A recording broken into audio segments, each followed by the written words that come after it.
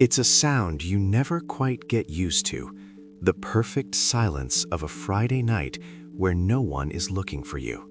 No texts, no plans, no one checking in. It's not the silence of peace, it's the silence of absence. And this quiet doesn't just happen around you, it begins to happen inside you, reshaping how you think, how you feel, and what you believe you deserve. This isn't a story about being unpopular.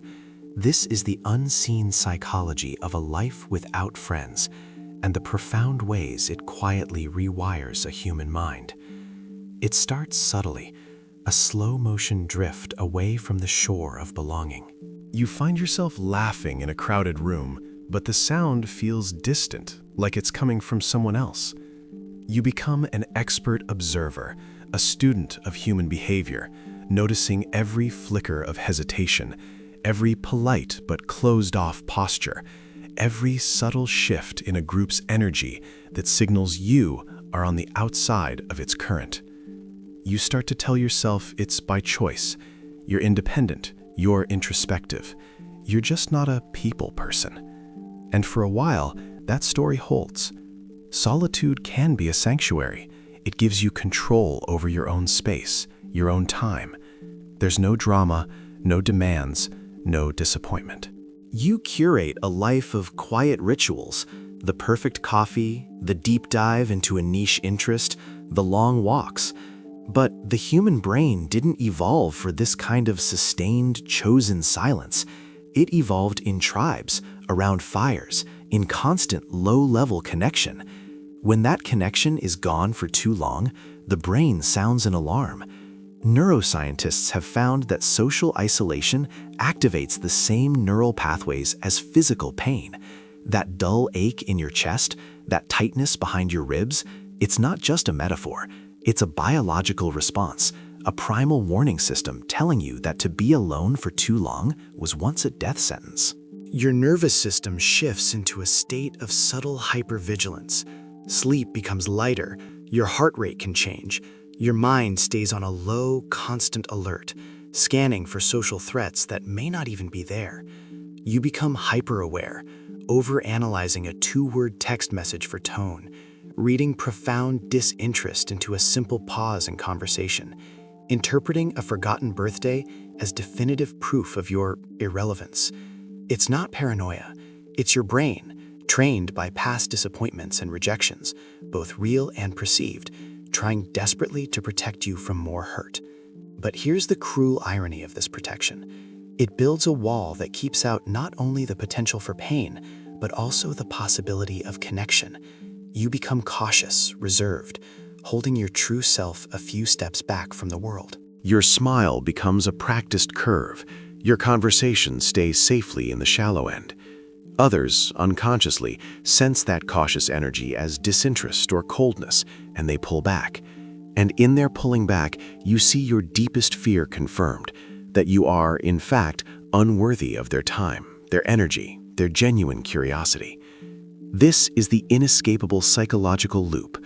Loneliness breeds behaviors that perpetuate more loneliness.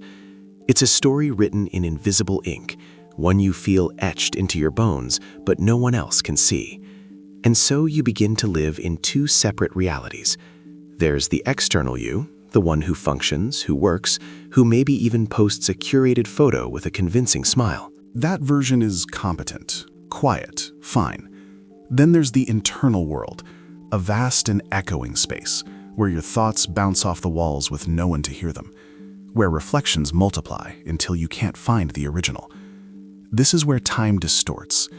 Days without shared milestones, a laugh over lunch, a conspiratorial glance, an inside joke, begin to blur together into a monochrome streak. Weekends lose their shape, becoming just empty space to be filled or endured. Psychologists have a term for this. Loneliness literally warps your perception of time. Minutes can feel heavy and long because you are trapped in the theater of your own mind, watching the same memories and anxieties on replay. You replay old conversations, dissecting them for flaws. You revisit old friendships that faded, analyzing the exact moment the thread snapped. You linger on moments where you felt too different, too sensitive, too much. You start to believe, with a sinking certainty, that maybe the problem was you all along. Maybe you were too much, or not enough. This isn't just sadness, it's an identity crisis orchestrated by silence, a slow erosion of the self. This is where a profound shift occurs, a concept called learned social helplessness. Imagine reaching for a door handle and getting a shock, over and over. Eventually, you stop reaching. Even if the handle is changed, even if the current is turned off, your hand stays at your side. That's what happens to the social impulse. After a string of misunderstandings, of sharing something personal only to be met with blank stares or dismissal, of trusting someone who then walks away, the brain learns the lesson. Connection equals danger. Vulnerability equals pain. So you stop initiating. You preemptively decline invitations before they're even offered. You master the art of self-containment, becoming your own island nation with closed borders, and a strange protective numbness can set in. It's not that you stop caring about people. It's that the part of you designed to exchange care, that empathy muscle, has atrophied from lack of use. You might see someone struggling and feel a distant pang, but the instinct to step forward, to engage, to offer a part of yourself has been muted. It's a survival mechanism. The heart builds calluses to stop the bleeding. Yet within this hardening, a beautiful paradox grows. The very people who have no friends often possess a deeper, more intense craving for real connection than anyone else. They don't want the noise of small talk or the obligation of superficial networks. They fantasize about the kind of friendship that feels like a homecoming, where silence is comfortable, where you are understood without explanation, where your presence is regarded as a gift, not an intrusion. They become connoisseurs of tiny, stolen human moments, a genuine smile from a cashier, a brief, kind exchange with a stranger on a park bench, a moment of shared humor with a coworker.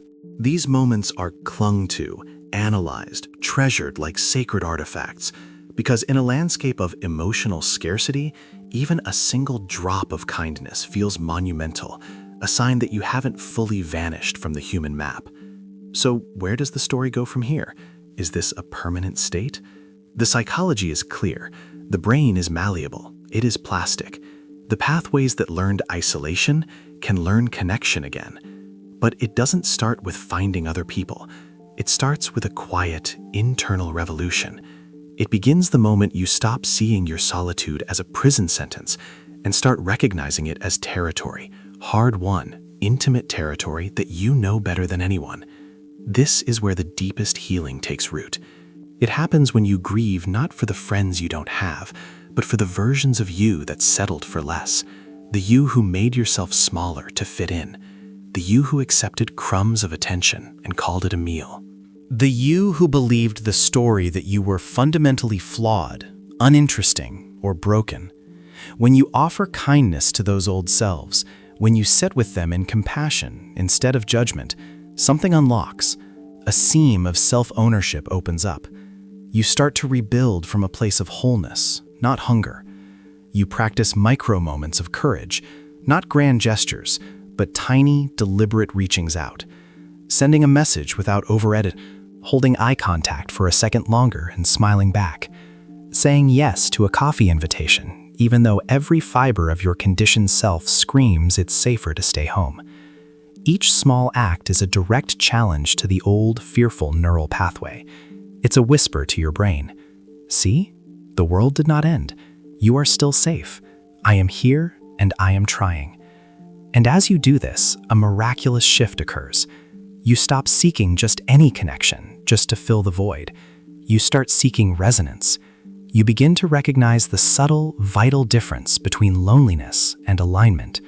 Loneliness is a hollow ache for anyone, a desperate thirst.